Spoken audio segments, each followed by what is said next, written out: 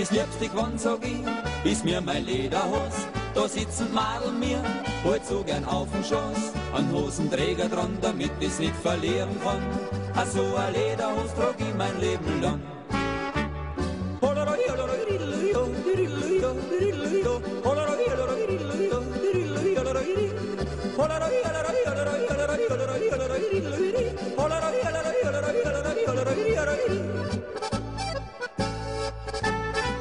Und Wadelstutzenkern natürlich auch dazu.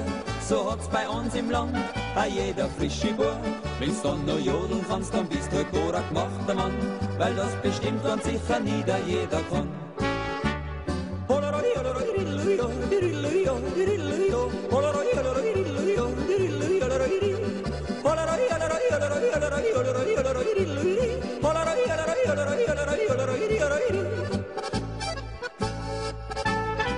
Ach so a Lederhos, die braucht keinen Reißverschluss und auch keinen Hosenschlitz, weil da allert sein muss.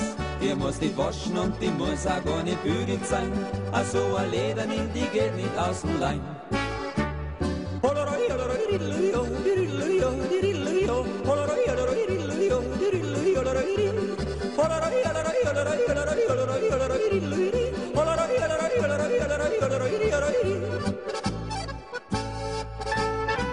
Ja, in Amerika und in Australien, auf den Golanhöhen und auch in Spanien hab ich gejodelt, ja schon in den besten Häusern drin.